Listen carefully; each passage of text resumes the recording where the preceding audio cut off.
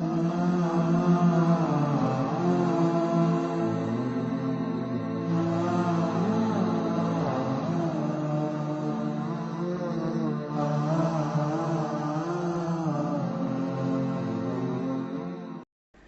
বিবাহিত ভাই বোনদের নিয়ে কিছু কথা বলবো। প্রিয় ভাই ও বোনেরা, বৈবাহিক জীবনে আল্লাহকে ভয় করুন। আপনাদের বৈবাহিক জীবনটাকে নিয়ে একটু চিন্তা করুন। আজকে আমাদের সমাজে এমন অনেক দম্পতি রয়েছে যারা খুব আনন্দ ফুর্তির সাথে বিবাহ বন্ধনে আবদ্ধ হয়েছে, অথচ আজকে তাদের ঘরে বিবাহের সেই আমেজ আর নেই। তাদের ঘরগুলো আজ কৃত্রিম জেলখানায় পরিণত হয়েছে। কেমন যেন ঘরে ঢুকলেই দম বন্ধ হয়ে আসে, এক মুহূর্ত ঘরে বসতে ইচ্ছে হয় না। কেউ কারোর সাথে হাসি মুখে কথা বলে না। স্বামী স্ত্রী একে অপরকে দেখলেই বিরক্তি বোধ করে। পরস্পরের মাঝে ভালোবাসার সেই বন্ধন আজ আর নেই। প্রিয় উপস্থিতি, এটা আজ সমাজের অনেকের ঘরের বাস্তব চিত্র। হে ভাই, কেন এমন হলো? হে বোন, কেন এমন হলো? হে ভাই, আপনি কি আপনার স্ত্রীর সাথে খারাপ ব্যবহার করছেন? আপনি কি তাকে কষ্ট দিচ্ছেন? আপনি কি তাকে অবজ্ঞা করছেন, তাকে অবহেলা করছেন? অথচ আপনার স্ত্রী আপনার সাথে বিবাহ বন্ধনে আবদ্ধ হয়েছে বলেই সে তার বাবা মা, আত্মীয় স্বজন সবাইকে ছেড়ে আপনার কাছে চলে এসেছে। পৃথিবীতে সবচেয়ে বেশি আপনাকে আপন ভাবতে শুরু করেছে, আপনাকে ভালোবাসতে শুরু করেছে। প্রিয় ভাই, আপনার কি সেই দিনগুলোর কথা স্মরণ আছে যখন আপনার বিয়ের জন্য মেয়ে দেখা হচ্ছিল? আপনিও একজন উত্তম স্ত্রী খুঁজছিলেন। বিবাহের চিন্তায় কত রাত আপনি ঘুমাতে পারেননি।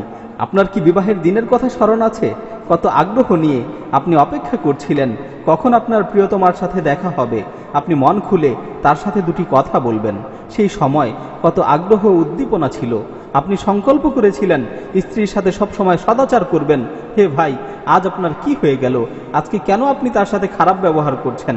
কেন তাকে অবহেলা করছেন? হে ভাই, স্ত্রীর সাথে খারাপ ব্যবহার করার ক্ষেত্রে আল্লাহকে ভয় করুন। আল্লাহ তাআলা পবিত্র কালামে মাজিদে আপনাদেরকে লক্ষ্য করে বলছেন, ওয়াআশিরুহুন্না বিল মা'রুফ, তোমরা তোমাদের স্ত্রীদের সাথে উত্তমভাবে বসবাস করো, তোমরা তোমাদের স্ত্রীদের সাথে সদাচার করো। রাসূল সাল্লাল্লাহু আলাইহি ওয়াসাল্লাম বলেছেন, খিয়ারুকুম লিনিসাইহিম, তোমাদের মধ্য হতে সর্বোত্তম হচ্ছে তারা যারা তাদের স্ত্রীর কাছে ভালো। অর্থাৎ সর্বোত্তম মানুষ হতে হলে স্ত্রীর কাছে ভালো হতে হবে, স্ত্রীর কাছে প্রিয় হতে হবে।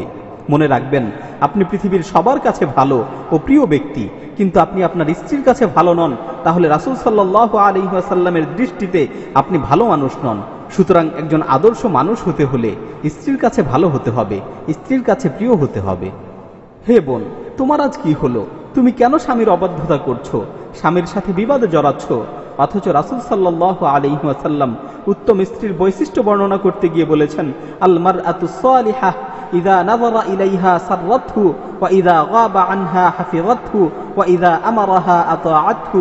উত্তম স্ত্রী হচ্ছে সে যাকে দেখলে মন প্রফুল্ল হয়, অন্তর পরিতৃপ্ত হয়। স্বামী যখন তার থেকে দূরে থাকে সে নিজেকে সংরক্ষণ করে, হেফাজত করে। যখন তাকে কোনো কিছুর আদেশ করা হয় তখন সে তা মান্য করে, সে তা পালন করে। হে বোন, তুমি কি তোমার স্বামীর অবাধ্যাচরণ করছো?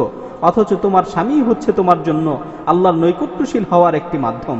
তোমার স্বামী হচ্ছে তোমার জন্য জান্নাতে প্রবেশের একটি মাধ্যম। রাসূল সাল্লাল্লাহু আলাইহি ওয়াসাল্লাম বলেছেন, ওয়াল্লাযী নাফসি বিয়াদিহি লা তুআদ্দিল মারআতু হাক্কা রাব্বিহা হাত্তা তুআদ্দি হাক্কা যাওজিহা।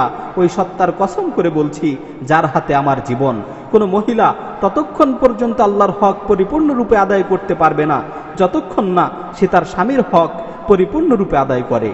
মুসনাদে আহমদের অন্য হাদিসে বর্ণিত হয়েছে, রাসূল সাল্লাল্লাহু আলাইহি ওয়াসাল্লাম ইরশাদ করেন, ইযা সাল্লাতিল মারআতু খামসাহা ওয়া সামাত শাহরাহা ওয়া হাফিযাত ফারাজাহা ওয়া আতাআত যাওজাহা কিলা লাহা উদখুলিল জান্নাতা মিন আইয়ি আবওয়াবিল জান্নাতি শি'ত।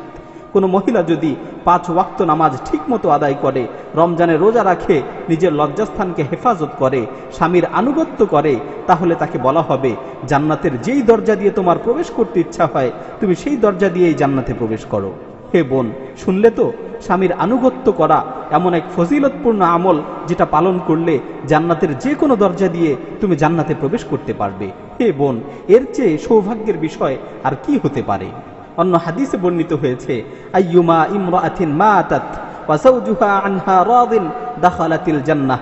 রাসূল সাল্লাল্লাহু আলাইহি ওয়াসাল্লাম বলেন, কোনো মহিলা যদি তার স্বামীকে সন্তুষ্ট রেখে মৃত্যুবরণ করে তাহলে সে জান্নাতে প্রবেশ করবে। সুতরাং হে বোন, স্বামীর আনুগত্য করো, স্বামীর অবাধ্যাচরণ করো না, স্বামীর প্রতি কৃতজ্ঞ হও, স্বামীর অকৃতজ্ঞতা প্রকাশ করো না।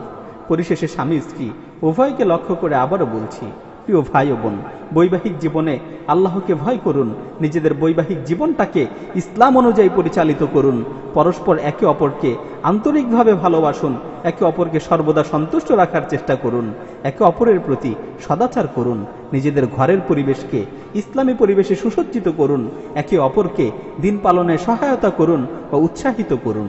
দোয়া করি আল্লাহ তাআলা যেন সকলের বৈবাহিক জীবনকে ইসলাম অনুযায়ী পরিচালিত করার তৌফিক দান করেন এবং সকলের দাম্পত্য জীবনে অনাবিল সুখ শান্তি দান করেন। আমিন।